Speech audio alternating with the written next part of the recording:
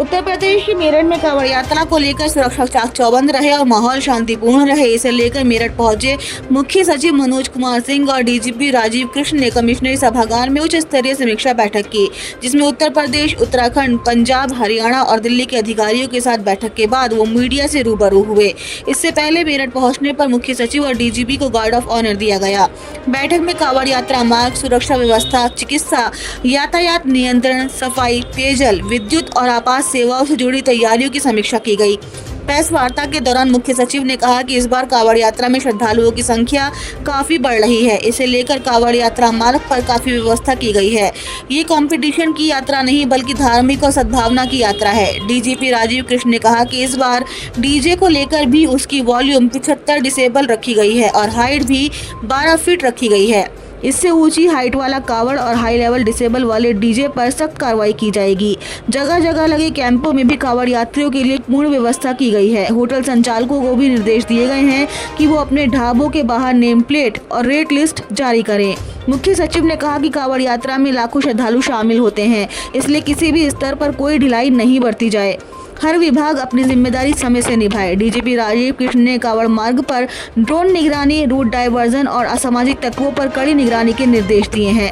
जल्द ही डीएम और एसएसपी यात्रा मार्गों का स्थलीय निरीक्षण कर एक्शन प्लान पेश करेंगे।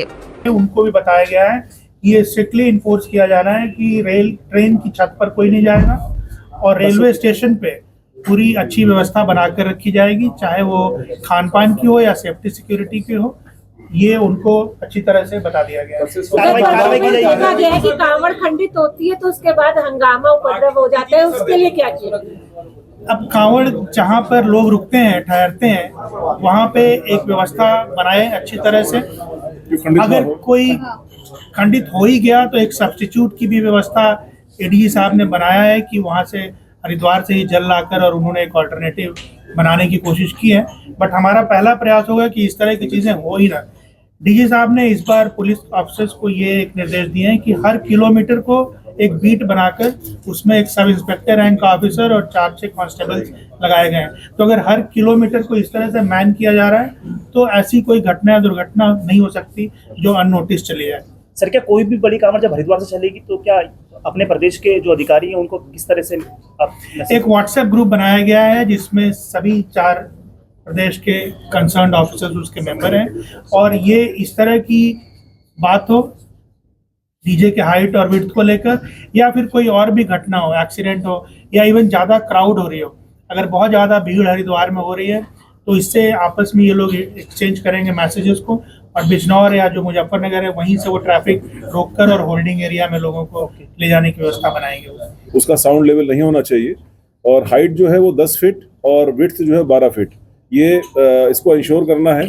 और इसके लिए जहाँ पर भी असेंबल होते हैं, ये मुजफ्फरनगर से रुड़की तक, रुड़की से मुजफ्फरनगर तक के जो एरिया है वहाँ पर ये असेंबल होने की बात जानकारी में आई है। तो जो भी इसके कंसर्न्ड प्रतिष्ठान है जहाँ पर ये असेंबल किए जाते हैं, ये उनकी व्यक्तिगत जिम्मेदारी भी फिक्स की जा रही है कि अगर कहीं पर इस तरह की कोई गाड़ी होती है जो फर्स्ट पॉइंट पर, जैसे चीफ सेक्रेटरी साहब ने कहा है, तो वहीं पर उसको उसके खिलाफ भी कार्रवाई और जिसने असेंबल किया उसके खिलाफ भी कार्रवाई की जाए। इसी तरीके से कुछ इस तरह की बात भी आई थी कि जो ये डाक कांवड़ में भी कुछ रेस या उस तरह की बात होती है, तो अगेन सेफ्टी, सिक्योरिटी और आस्था, ये तीनों चीज मुद्दे मेन हैं और इसके लिए जो इस प्रकार के आयोजन होते हैं उस पर उनको एडवाइस किया जाएगा। इस बारे में तो उनके जहाँ से ओरिजिन होता है वहीं पर देखिए, ऐसा है कि कोई भी कांवड़ यात्री चल रहे हैं जहाँ से ओरिजिन हो रहा है, खासकर ग्रुप्स में जो चल रहे हैं, आपने देखा जो इंडिविजुअल चलते हैं वो बहुत आस्था के साथ अपने जल को लेते हैं, जल को चढ़ाते हैं। कुछ ग्रुप्स ऐसे होते हैं जो इस प्रकार की संकल्पना करते हैं, तो जो उनके इंचार्जेस हैं उनको आइडेंटिफाई करके उनको एडवाइस किया जाएगा। सर, कांवड़ पटरी मार्ग पर आप लोग गए, वहाँ पर क्या व्यवस्थाएं आप लोगों ने देखी और क्या कुछ अभी बाकी है? अभी चीफ साहब ने बताया कि करीब 25 किलोमीटर का पीडब्ल्यूडी का मार्ग, एनएचएआई का मार्ग पर कार्य चल रहा है।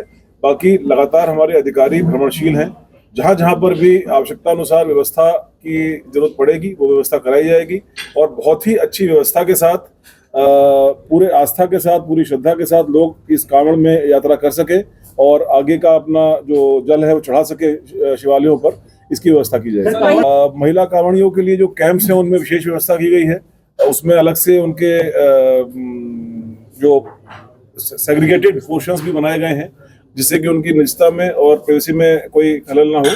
और बाकी भी जो रिक्वायरमेंट्स है महिला कांवड़ियों की, उसके लिए हमारे अधिकारियों ने उनसे वो सभी कैंप से व्यवस्था कराएंगे। लिकर शॉप डाक कांवड़ के विषय में चर्चा हुई है और उसमें जो डाक कांवड़ अधिकतर हरियाणा से आते हैं, हरियाणा के अधिकारी हम मौजूद थे और हरियाणा और उत्तर प्रदेश के जो कुछ पार्ट है वहां से डाक कांवड़ आते हैं, तो वो उनको भी बताया गया है। तो डाक कांवड़ का बेसिकली उनका एक निर्धारित समय के अंदर उनको वहां पहुंचना होता है, तो उसमें कोई सेफ्टी कॉम्प्रोमाइज ना हो, इस विषय में विशेष ध्यान रखा जाएगा।